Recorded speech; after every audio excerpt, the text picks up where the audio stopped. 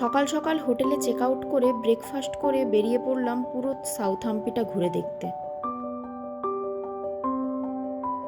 14th-15th সেঞ্চুরিতে south ইন্ডিয়াতে যে বিজয়নগর সাম্রাজ্য ছিল তারই ধ্বংসাবশেষ হলো এই সাউথহাম্পি। হরিহর আর বুক্কা নামের দুই ভাই দিল্লি সুলতানদের থেকে দক্ষিণ ভারতকে বাঁচাতে প্রতিষ্ঠা করেছিল এই রাজ্যের, যার নাম রাখে বিজয়নগর, মানে হলো সিটি অফ ভিক্টরি। পরে রাজা কৃষ্ণদেবরায়ের সময় এই রাজ্য আরও ফুলে ফেঁপে ওঠে, এমনকি এটা তখনকার ভারতের সব থেকে ধনী শহরগুলোর মধ্যে একটা হয়ে দাঁড়ায়। আর এখন আর্কিওলজিক্যাল সার্ভে অফ ইন্ডিয়া পুরো জায়গাটাকে সংরক্ষণ করে। পুরোটাই হিস্টোরিক্যাল প্লেস, রাজা রানীর দরবার, বাজার, পুকুর, স্নানাগার, সৈন্যদের থাকার জায়গা, আস্তাবল, মন্দির, এইসব। আমরা একে একে কভার করলাম ভিরুপাক্ষর মন্দির, গণেশ মন্দির, কৃষ্ণ মন্দির, নরসিংহর মন্দির, একটা আন্ডারগ্রাউন্ড শিব মন্দির ছিল, রয়্যাল এনক্লোজার, লোটাস মহল, তারপর হাজারামার মন্দির, কুইন্সবাথ, এইগুলো। এত সুন্দর আর্কিটেকচার কেউ না দেখলে বিশ্বাসই করতে পারবে না।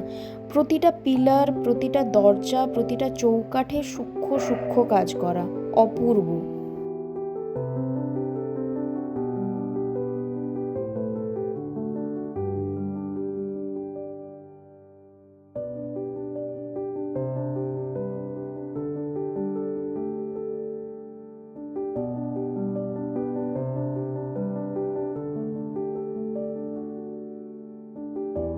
একটা অথেন্টিক সাউথ ইন্ডিয়ান হোটেলে লাঞ্চের পর আমরা চলে গেলাম সব থেকে অ্যাট্রাকটিভ প্লেস, বিজয় ভিট্ঠালা টেম্পল, যেখানে আছে গ্রানাইটের একটা বিশাল স্টোন চ্যারিয়েট, যা কিনা গরুরকে উৎসর্গ করে বানিয়েছিল রাজা কৃষ্ণদেবরায়।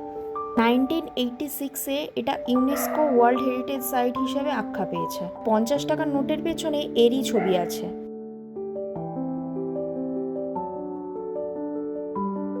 সব শেষে একটা পাহাড়ের ওপর রাম মন্দির দেখতে গেলাম, আর দিনটা শেষ করলাম অপূর্ব একটা সূর্যাস্তের সাথে।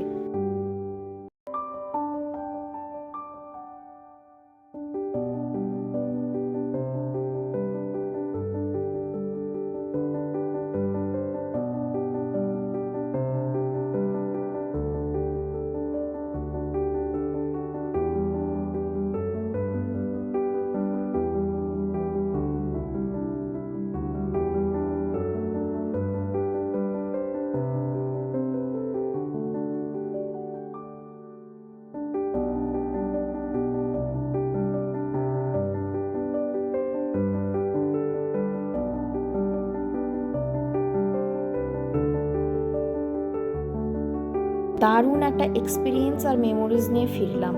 ভ্রমণের খাতায় আর স্মৃতির পাতায় জুড়ে গেল আর একটা নাম।